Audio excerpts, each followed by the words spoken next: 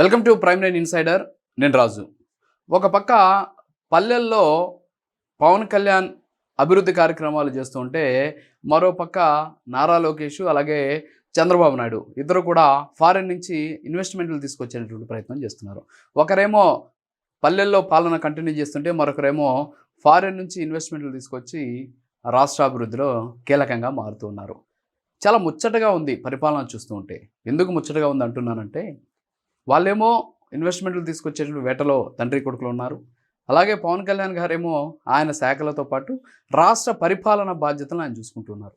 ఎందుకంటే ఇద్దరు కూడా ముఖ్యంగా చంద్రబాబు నాయుడు ఇతర దేశాలకు వెళ్ళినటువంటి నేపథ్యంలో రాష్ట్ర పరిపాలన బాధ్యతలన్నీ కూడా పవన్ కళ్యాణ్ చూస్తూ ఉన్నటువంటి పరిస్థితి. ఎందుకంటే తొందరలోనే పల్లె పండుగ 2.0 స్టార్ట్ కాబోతుంది. అంటే దాదాపుగా కూడా 52,000 పనులకు ఒకేసారి 6,500 కోట్ల రూపాయలతోటి పల్లెల్లో పనులు చేయాలి అని చెప్పేసి పవన్ కళ్యాణ్ దిశానిర్దేశం చేశారు. అంతేకాకుండా పల్లెలకు సంబంధించి, గ్రామీణ ప్రాంతాలకు సంబంధించి, గ్రామీణాభివృద్ధి శాఖకి సంబంధించి, పంచాయతీరాజ్ శాఖకి సంబంధించి, అటవీ శాఖకి సంబంధించి, వీటితో పాటు రాష్ట్రంలో ప్రస్తుతం ఉన్నటువంటి వర్షాలు కావచ్చు, వరదలు కావచ్చు, అలాగే తన నియోజకవర్గంలో జరుగుతున్నటువంటి అనేక అంశాల మీద పవన్ కళ్యాణ్ చాలా సీరియస్గా దృష్టి పెట్టారు. అంతేకాకుండా రాష్ట్ర పరిపాలనకు సంబంధించినటువంటి కార్యక్రమాలు ఆయన చేస్తూ ఉన్నారు. అంటే ఒక రకంగా చెప్పాలంటే పల్లెలు నేను అభివృద్ధి చేస్తున్నారు, వాళ్ళేమో ఇన్వెస్ట్మెంట్లు తీసుకొచ్చేటువంటి ప్రయత్నం చేస్తున్నారు. మరోపక్క నారా లోకేష్ ఇప్పటికే ఆస్ట్రేలియా పర్యటనలో ఉన్నారు. అలాగే చంద్రబాబు నాయుడు యూఏఈ పర్యటనలో ఉన్నటువంటి పరిస్థితి. అయితే నారా లోకేష్ ఇటీవల చూసాం మనం, అటు ఏదైతే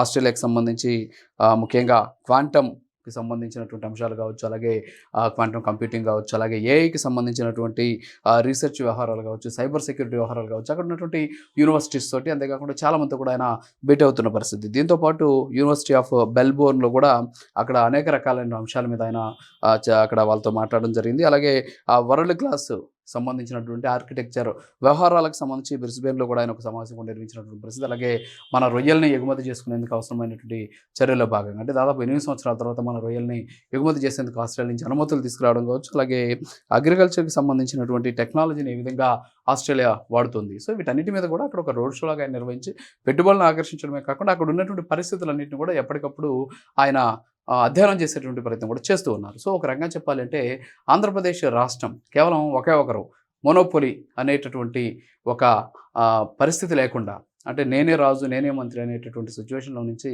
ఇక్కడ పరిపాలన కూడా వికేంద్రీకరణ జరిగింది. గతంలో పరిపాలన అంతా కూడా ఒకరి దగ్గరే కేంద్రీకృతం అయింది, కానీ ఇప్పుడు పరిపాలన కూడా వికేంద్రీకరణ అయింది. ఈ వికేంద్రీకరణలో భాగంగా చంద్రబాబు నాయుడు, నారా లోకేష్ ఇన్వెస్ట్మెంట్లు తీసుకురావడం, ఐటీ రంగాన్ని వాళ్ళు అభివృద్ధి చేసే ప్రయత్నాలు చేస్తూ ఉంటే, ఐటీ రంగము అలాగే పరిశ్రమలు పెట్టుబడులతోటి ఒక పక్క అభివృద్ధి చేయాలని చూస్తుంటే, దాంట్లో పడి ఎక్కడ గ్రామీణ ప్రాంతాలు, రూరల్ ఏరియాస్లో అశ్రద్ధ వహిస్తారనే ఉద్దేశంతో ఆ బాధ్యతలు పవన్ కళ్యాణ్ గారు తీసుకున్నారు. వాళ్ళేమో సిటీసు, వైజాగ్, విజయవాడ అలాంటివన్నీ కూడా వాళ్ళు ఐటీ రంగాన్ని డెవలప్ చేసుకుంటూ, పరిశ్రమలు డెవలప్ చేసుకుంటూ ముందుకు వెళ్తున్నారు. పవన్ కళ్యాణ్ గారేమో పల్లెల్లో ఉన్నటువంటి ప్రగతి, పల్లెల్లో అభివృద్ధి, పల్లెల్లో సంక్షేమ కార్యక్రమాలు, పల్లెల్లో ఉన్నటువంటి ప్రజలకు సంబంధించిన అనేక అంశాలు, గ్రామీణ భారతానికి సంబంధించిన, గ్రామీణ రాష్ట్రానికి సంబంధించిన అంశాలు, ఇవన్నింటినీ కూడా ఆయన చూసుకుంటూ కూడా ముందుకు వెళ్తూ ఉన్నటువంటి పరిస్థితి. సో వాళ్ళు ఫారెన్, ఈయనేమో పల్లెలు. సో ఈ విధంగా ఆంధ్రప్రదేశ్ రాష్ట్రంలో గతంలో అధికారం అంతా కూడా ఒకరి వద్ద కేంద్రీకృతమై ఉండేది. ఆయనే రాజు, ఆయనే మంత్రి, ఆయన ఏం చెప్తే అదే నడిచేది. కానీ ఇప్పుడు అలాంటి పరిస్థితి కాదు. ఇక్కడ అధికారం కూడా వికేంద్రీకరణ జరిగింది. ఎవరి పనులు వాళ్ళు చేసుకుంటూ కూడా ముందుకు వెళ్తూ ఉన్నటువంటి సిచ్యువేషన్ కనిపిస్తుంది. సో డిప్యూటీ సీఎంగా పవన్ కళ్యాణ్ గతంలో తొలిసారి ఆయన ఎమ్మెల్యేగా అడుగు పెట్టినప్పటికీ కూడా డిప్యూటీ సీఎంగా చాలా పరిపాలనా దక్షతతోటి ముందుకు వెళ్తున్నారు. దానికి కారణమే ఇప్పుడు మనం చూస్తున్నాం.